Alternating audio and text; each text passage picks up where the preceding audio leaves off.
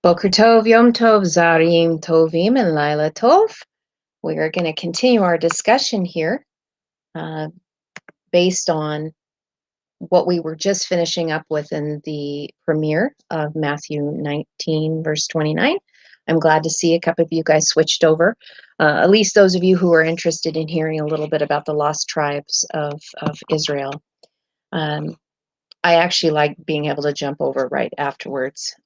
It's great to be able to participate with you guys in the chat room to help answer questions and to share a little bit more of what I may have not shared when I was doing the recording. So as Spirit will give me nudges and say, you know, you need to add this, put this in here, bring a little bit more clarity.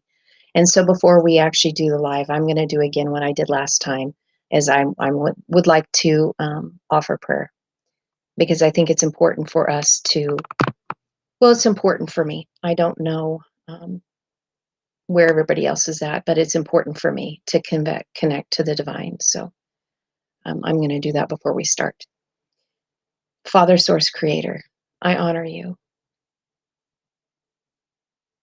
I come before you in reverence to that which I do not know,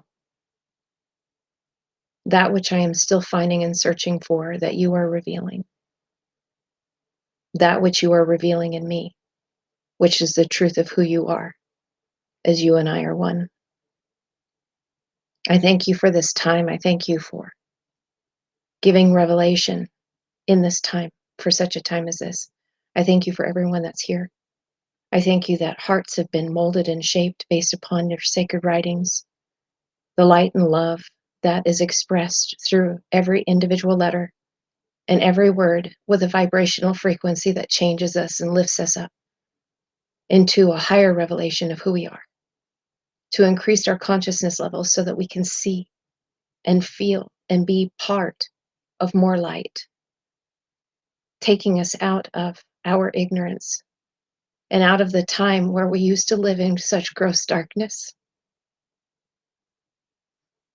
That you reveal amazing truths to us that strike us at the core, at our heart, so that we can connect to you. So in the center of our being, that light would be admitted and that our frequency would change, so that others that are around us would feel you through our words, our actions, our deeds, everything that we do, in honoring of the light that is not only within us, but the light that is also within them. Thank you for showing us a better way. Thank you for showing us how to honor others and to situate ourselves so that the golden rule is something that we just are and that which we just do, so that the sacred, the hidden, could be revealed to us because we have matured. We have gone through spiritual adolescence into the spiritual maturation, getting ready for intimate encounters with you, epiphanies that shift us and change us and mold us and shape us into something greater than we were the day before. And I thank you as the light increases that we are responding to it. And even though the energies have been coming in, have been very challenging, I'm thankful for the shifts, because in settling in that through meditation, I feel you greater, which means that I feel me in a greater measure. That things are being revealed that were once hidden, that just blow my mind. And then I can be able to see humanity in a much better light, because I'm not ignorant to the divinity that lays within them. May we all see it. May we all feel it. May we all become it. And I say this in the frequency of the name and the intention of Yeshua, that why he came in the time of help, that I'm declaring that frequency. And I say this through that which has been given to me through my authority in connecting to Source. Amen. Thank you, guys. All right, so let's talk about the lost tribes of Israel. So if you've done some of the history studying of what happened to the tribes, there was a split. So just quickly, I don't want to go into a huge history lesson, but it's important. So everyone was united under King David, and King David, his name literally means the beloved. And so all 12 tribes were united under him, as being the established king. And we know that Saul was the first king, and we know the stories of that. But we know that everyone became united under David because he was a man after God's own heart. David had the codes. That's the beautiful thing. He understood the writings. That's why when he wrote all of the Psalms, there was many more writings that David wrote that were found in the Qumran community that never made it into our writings. They were left out, but Qumran had them. He had knowledge that was beyond anything because he had the sacred code and he wrote it and he understood. And that's why Psalm 119, the longest psalm, is based upon the Aleph through the Tav. So go open your Bibles, go take a look, and you'll see that the Hebrew letters are there. And when you look into it, every single stanza of those verses, Psalm 119:1, 119:2, if it starts with the Aleph, every single word in that stanza will be an Aleph. In 119:2, every single one of them will start with a Bet. It's incredible to see how he wrote, because he understood that Torah in the through the code meant the revealing of light. So everyone was unified. And then Solomon came. And Solomon, when you see how David shared with Solomon, David, the beloved, gave to Solomon peace. He gave him the blueprints. In fact, there's going to be a teaching coming out um, that I will be sharing that Ken and I went through. If I might have actually already shared that. It might have been the last one with excavations at dawn about the blueprints that David gave to Solomon. But after Solomon died, the kingdom became divided. And you can read the history on it yourself. But the northern kingdom split apart from the southern kingdom. And the northern kingdom was made of 10 tribes, and 2 tribes stayed back. So Judah and most of the Benjamites stayed in the southern kingdom. All the other went to the northern kingdom, which was called Israel. The southern tribe was called Judah. So in their division, the history is just fascinating, because when you find out what ended up happening, the reason why the division happened actually had to do with taxes, but that's another story. Um, and moving forward, the king of the northern tribes decided he was afraid that everyone was going to go back to Judah and unify. So what he decided to do was build a place of worship. He actually built 2 places of worship. One was in Dan and one was in Bethel. And he actually, it says, now this is English, okay? This is English. I'm giving you a surface narration. It reads completely different through the codes, because when we read through the codes, it's all about you.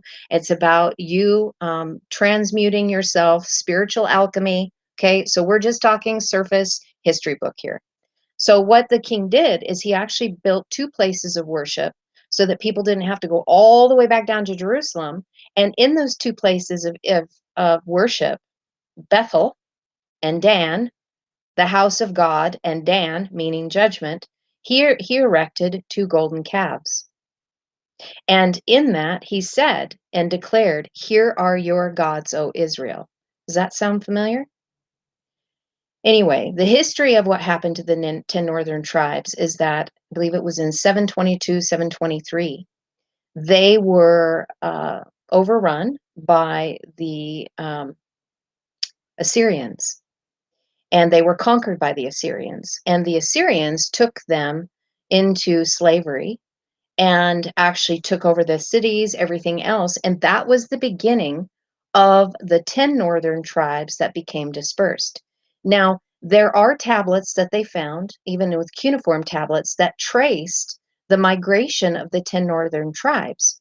It's very interesting to see what happened to the tribesmen, because some went to the west and some went to the east. So I actually recently was contacted by someone, a beautiful woman from Japan, who actually sent me a video of somebody that had actually traced a lot of the migration. And many, many of the northern tribes went into China and into Japan. So very fascinating. It touched my heart. In fact, I might actually repost that video on the YouTube channel, because you can see it. It made me cry. But much went through the Caucasus Mountains, went into Europe, and then came into the Americas. But The other thing that happened was when the southern tribe was conquered in 70 AD. So again, 722, 723 BCE, and then CE, 70 CE, the southern tribe was conquered by the Romans. We can actually see what happened in 70 AD. And this you will find fascinating, is many of the Judahites traveled south. They were wealthy merchant traders that went south into Africa. And what happened in these dispersions? So everyone was dispersed. Everyone got kicked out, which I find it interesting because we were just talking about the word yaresh, that they went in to drive the occupants out. But there was a better way of doing it through a spiritual path, because really the Exodus, the reason why Moses didn't want to go over into the promised land, because he knew that the Exodus was supposed to be up, not over. It was to be an elevation in consciousness that would allow them to bring light and love earlier on in the discipleship, in being able to be a kingdom of priests, not a kingdom with a king and a priest, but as a royal priesthood that would go and spread light and love about. And they weren't ready for it. So when it came time to go crossing over, he had already seen the better way. He already saw that the elevation was supposed to be in consciousness to raise us up and out of the lower flesh, beast, ego, nature, and they weren't ready. He didn't want to go cross over to another country where there was going to be more of the same. He knew, he was tired. He was like, I'm done with this. They are so not ready for it. It's probably going to take them thousands of years to get ready for this. And that's where we are today. So instead of crossing over, he let go of his life energy. And I do believe that he's been assisting us. And I do believe that he's reincarnated. And I do believe that he is here now. So the dispersion of the tribes, all 12, what ended up happening is they got amalgamated everywhere they went. They lost their ways. They lost their customs. They lost everything.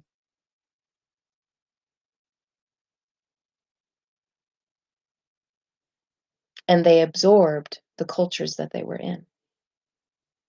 So many that went south, the wealthy merchant traders that went into Africa, ended up going into slavery. And they were actually the true Judahites.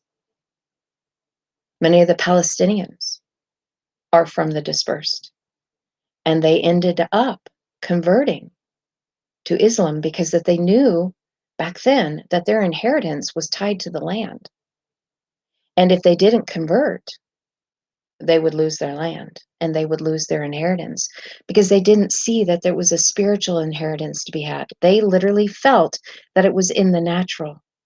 And so a lot of the Palestinians are from the true tribesmen of Jacob who became Israel. Many of them converted into Christianity as well. And the Jews that are in the land today are the Ashkenazis that came from the Khazars. There's much history and much that we should be looking into. And these were things that I researched before I even got into the language.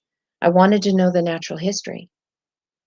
And so having even the word Caucasian that they don't use anymore, where those went through the dispersion that went through the Caucasus Mountains into the European countries that then migrated into the United States.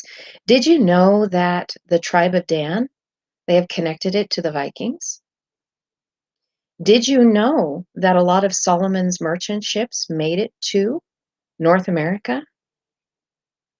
Did you know through a lot of the dispersion that those that came and were dispersed, actually, when they migrated and made it to the Americas prior to Columbus and what we've told was the real history, actually became the Cherokee Nation?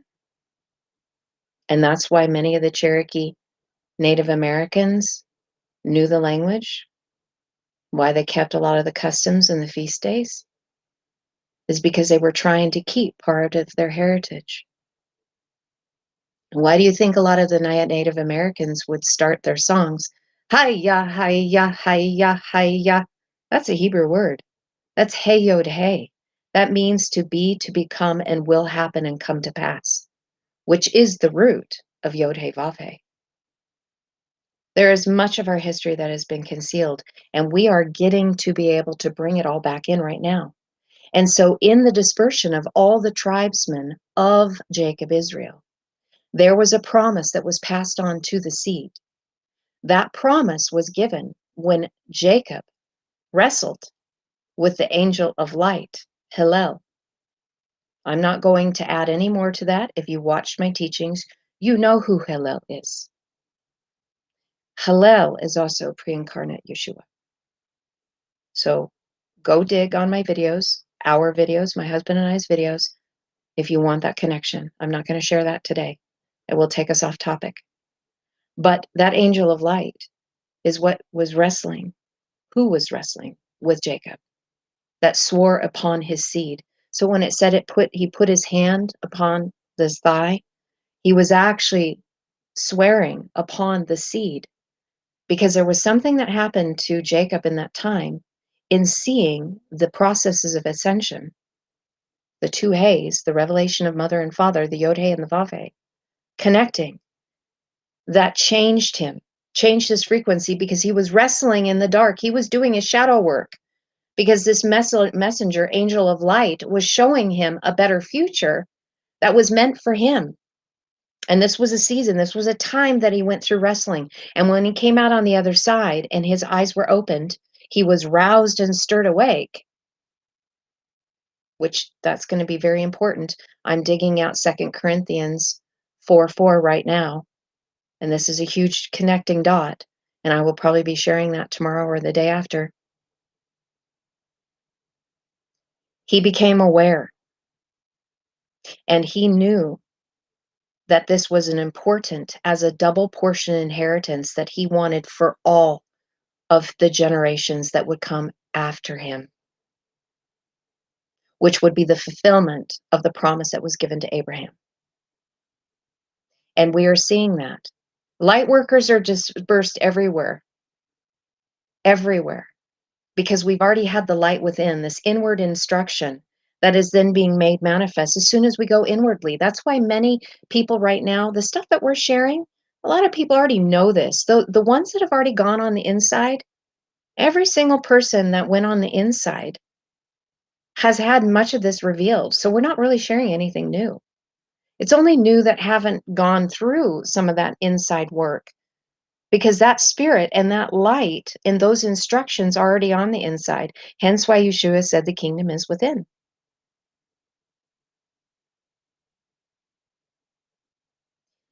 And really, malach, part of malchut, mem lamed kaf, is to fill ourselves up with power that comes from the sacred languages.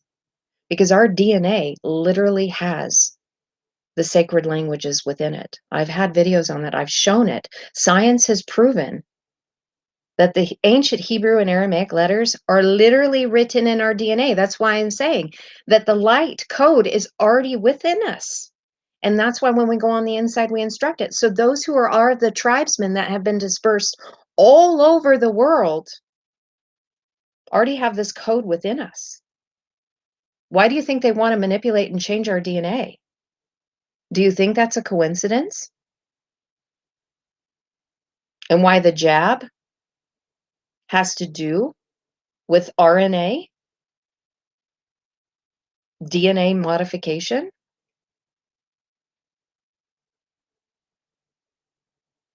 There's a lot to be said about this. So the dispersion happened, and it was actually beautiful, because now when you look at it from 722, 723 BCE, and even 70 AD, we migrated. And through our DNA, it has been dispersed through the entire world. This light has been spread out. And yeah, it's been watered down. I comprehend that. But there is enough with all of these light codes that are coming in, with all these energy frequencies that are coming in. Have you guys been seeing the Schumann resonance lately? OMG. It's been intense, and some of you who are sensitive like I am to it, the last couple days were horrible. I just couldn't really do anything but sit and meditate, and then even when I meditated, it actually made it more spinny. It was like it was so heavy, and I mean, it was beautiful. I mean, I could feel the presence of spirit in it, but boy, it made it challenging. And I'm coming out on the other side today going, "Whoo! Thank God we made it through that, but we got more going on, and today was a blood moon." There was a lot going on today, and we have a solar eclipse in June, June 10th. So we need to expect more. And as the tribesmen who have spread abroad, as this light frequency is increasing, that's why I've been sharing these messages with you guys, because I'm wanting to be able to share the light frequency so that you guys can connect to them as it continues to lift you. As you listen to these messages, and you see the letters, and you see the letters being highlighted, and at the beginning, if you guys are even starting the Paleo Hebrew to know what the meanings of these letters are, is so that you can compress more light within, because we need to be ready for more light. We need to get our vessels ready, because there's things that are happening, there's things that are going on, and I've been sharing with you, my husband's been sharing with you, because we're seeing things on the horizon that are going to happen. And even with the Hebrew word chalef, to be changed and transmuted, even connecting that to Yeshua, connecting it to several different scriptures that are very much about us. So I hope that helped with the dispersion. I mean, this is some of the history, and it can go deeper, but I do believe I'm going to post that one video that was sent so that you can see what was shared, to be able to understand that even in the Orient, even, in China, I mean, think about the reason they're so locked down. Their government has so suppressed them. And there's even scripture that talks about where borders are established is where the most of Israel is located. So when you have very, very large countries with very large borders established, many of the tribesmen are located there. Doesn't mean they're not everywhere, because we've been dispersed everywhere. And I say we because I can, and I know with the frequency of the word Israel, not the landmass, not Israelis. I'm not talking about that. I'm not talking about the Khazars. I'm talking about the name of Israel. Those who are of the just, who are the upright, those who have been given power by Mother, those who have wrestled and prevail, those who are to be the strong leader, teaching shepherds that have overcome. Those, because anybody can graft into it. I mean, if you've gone through the wrestle and you've gone through the inner man, you've gone through the door on the inside, and you found the light and you found the instruction, and you're wrestling right now, guess what? That means that you are part of Israel. I love seeing some of your comments, you guys. This just amazing. I just love this. You guys bring so much light to me, and I really appreciate it. Claire, I'm glad that you were here. I appreciate you being here. So I thank you for giving of your light. I thank you for supporting me. I thank you for supporting my husband. I thank you for being in the chat room, making your comments, all of that, sharing these teachings. I would love to have more people see the teachings. I could care less if they see my face. I could care less if they even know my name. I just would love them to see the message that has been put forth in these sacred languages, because it's time.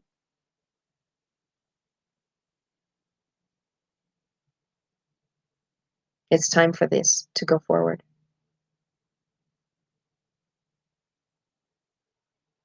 And yes, Scott, I agree. Hebrew people and not just grafted in, you bet. Absolutely.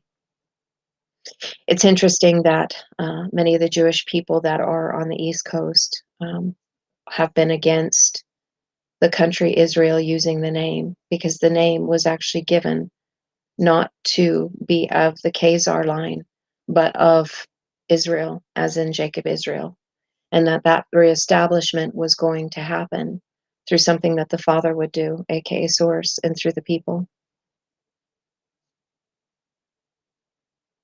So thank you. Thank you guys for sharing this message far, wide, and abroad. I appreciate it. Thank you for hitting like. Thank you for hitting subscribe. Trying to do what we can to share this message with you guys as much as we can, and work on courses so that we can deliver courses so that you guys can begin to feed yourself. But until then, I will keep sharing with you. My husband will keep sharing with you. We try to teach as we go so that you can glean as we go, because I think that's important that you guys can begin to, because really it is through inculcation, through hearing, we're actually seeding some of these things within your heart already. These messages, the words that we share are seeding you so that when you begin to study, you can then connect to it. Ken's son Jesse has really found that to be most advantageous by sitting not only within the frequency of what's being generated, but also through Ken and I in our conversations. Because when he started studying it, all of a sudden he's like, oh, yeah, I remember you guys were talking about that. And he began to connect because he began saturating himself with these messages, because really it's simple. It is a very, very simple message. It is not difficult. It may seem difficult because we're sharing a foreign language. We're sharing something that looks new, but the message is so simple. It's about unity. It's about finding oneness.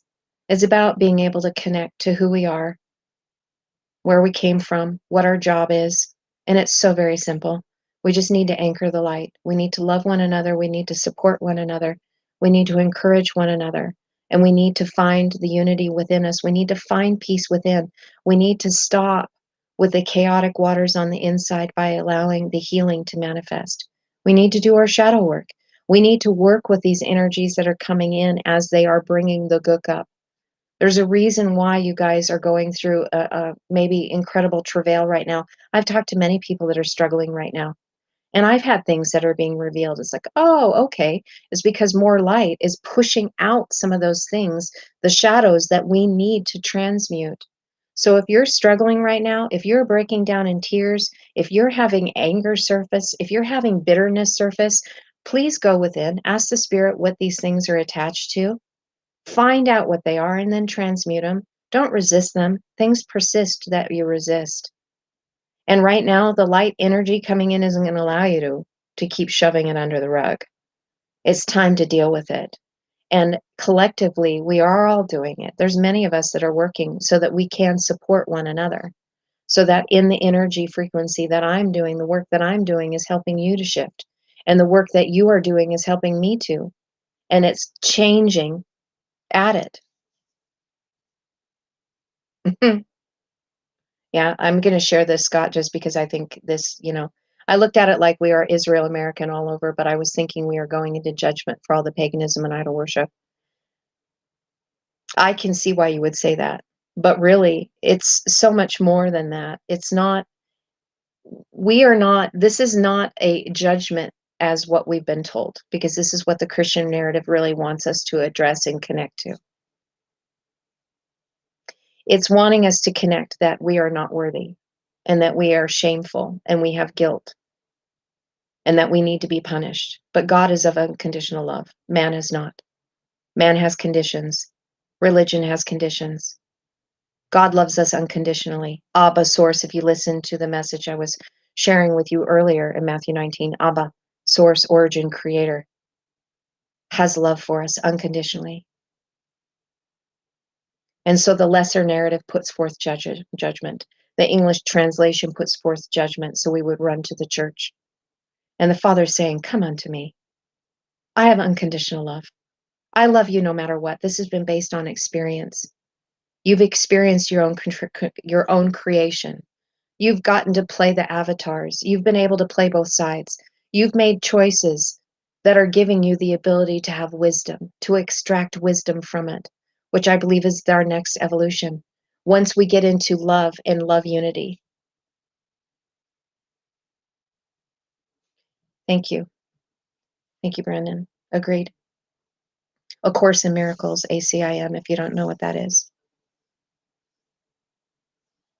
Total forgiveness. That's why in Matthew 19:29, the second word had shuv in it. Leave, forsake, or forgive. Because what you do is you're either going to compress light or you're going to compress darkness. And we are at that place where we are trying to compress the light, to lift humanity up. out of the lower, lesser narrative of the religion that has bound us into something that has kept us into fear, shame, and guilt, which is about as low as vibration you can have.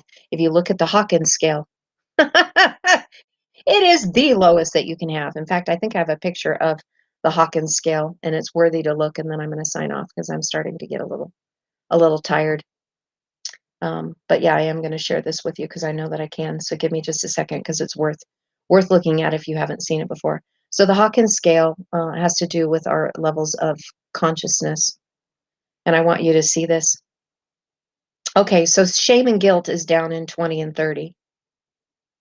And this enlightenment, 700 to 1,000 up here in the top, you can see where love is. Anything that is below 200 here, there's another scale that actually shows, so it's expanded and contracted consciousness. That's what we're talking about here. And Aleph beginning, the beginning, Omega, the Aleph through the Tav, the beginning to the end, where we are to go through, why I was talking about Tau, where when we are in the flow, what does that look like? All of this, anything underneath courage, pride, anger, desire, fear, grief, apathy, guilt, and shame. These are all the side that would be under the force. Power starts at 200 and goes up all the way up to enlightenment. And the switching point on this is courage. Neutrality, getting to the place of neutrality, is lifting us up.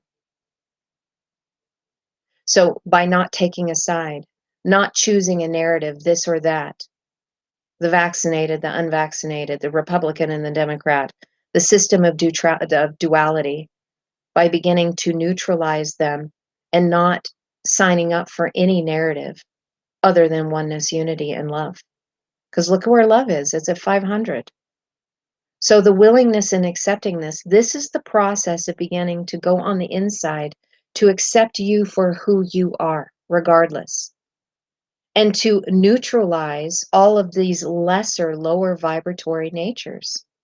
Because this is critical for us to be able to get to where we need to get by doing our inside work. And again, why I feel that what Ken and I are doing is we are trying to help assist by letting you know the translations as we see it through our eyes, so that we can take some of those lesser narrative, negative, shame, guilt, fear, dominance, force scriptures in English and elevate them into something higher so that we can release it. And yes, Greg, shalom, peace is very high. That's why I say shalom, shalom over you guys all the time, because it's a prophetic declaration of mother and father that you would allow the consuming fire and the waters of purification to instruct you on the inside so that you can have your heart pierce and connect to it. This gives you peace in mind, body, and estate and completes the journey while you're here. So when I say shalom, shalom, it's a prophetic declaration coming from mother and father. The double portion, the double measure of shalom given to the first fruits, the firstborns. The only other thing that I want to mention before we go is that I wanted to mention why, if you read in English, this will help you if you're still in the English narrative. If you look at the point of the word Ephraim, many times when Ephraim is mentioned, it is specifically of the 10 northern tribes. And the reason why Ephraim, and I find this very amazing, you'll see why I'm saying this in a minute. The reason why Ephraim is mentioned in representation of the 10 northern tribes is because it was the largest of the tribes in the northern kingdom. Hi, Joe. Good to see you, my big brother. I'm really glad that you're here. And I love what you wrote. I totally agree with you. I love you. Oh, that's so good. And then I'll get back to my point. That's so great. So, holy, holy, holy. Adonai is the Lord Zavagot, the Lord Zavaot, a Lord of hosts. Anyway, I love that. That's actually speaking about us. I love it. Anyway, so The 10 northern tribes, the largest tribe was Ephraim. So instead of writing out all the tribes' names, of Naphtali and Dan and Simeon and Judah and all that, it would just be summarized as Ephraim. But Ephraim, in the name itself, means those who are doubly fruitful. So the 10 northern tribes that were really dispersed into the eastern, into the orient, into the west, and didn't go into the south. I'm not saying that Judah and Benjamin aren't doubly fruitful. I'm not saying that. But really, the doubly fruitful ones are the ones that came out of Joseph. And he shall add, Joseph is what he shall add, the doubly fruitful ones. And Manasseh meant to forget. So when when Ephraim got blessed over Manasseh, it was because Jacob, aka Israel, was not going to bless a tribe that name meant to forget. It's just that Joseph was divided. Again, we can always see that this division in order to unify. So what divided us was our forgetting, but those who forgot are eventually going to be those that are of the doubly fruitful, because they are going to come back together. He shall add, as Joseph, the coat of many colors, humanity coming back into oneness. So it's an amazing to see. And yes, I have heard that too, Scott, that the Mormons believe that they're Ephraim. It's really about a frequency. I shared the history with you, but really I could care less about the history, because I'm really more concerned about where we are in our now. We can bring the past, present, and future into our now, where we're living in our now. And Ephraim is just a vibrational frequency. Shalom is a vibrational frequency. Yes. Yes, Greg. Agreed. Definitely agreed. That's why I'm apolitical, because I'm rising up in my sovereignty. And we are hoping that we are assisting all of you to rise up in your sovereignty as well, because we don't need a government to govern us. We need to self-govern. We need to actually be the head over our body. And we do that by taming the beast ego nature and allowing our spirit to rise above, connecting at our soul, rising above the beast ego and subjugating it, so that we become the head. We become the ruler in leadership instead of our beast ego. So again, history is history. I'm glad that we were able to share it, the reason why the dispersion, but we have a job to do. We need to get busy doing, we need to keep doing it. We need to anchor the light. We need to keep anchoring the light. We need to work on our shadow work. We need to face our fears, transmute them through love and light, so that we can continue to assist all of humanity, because everyone needs a lot of help right now. And it's going to be increasing. And as disclosure is fast approaching, and I believe that there is going to be a whole storm that comes with that. And so we need to be able to rise above it and not.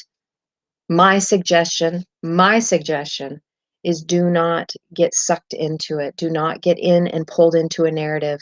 View it from above and simply go, oh, wow, isn't that interesting? Because that's how I'm going to be looking at it. Some of this stuff I've known, some of it I've been down deep rabbit holes for many years in my life. And so when these things surface, it's not going to be a shock to me.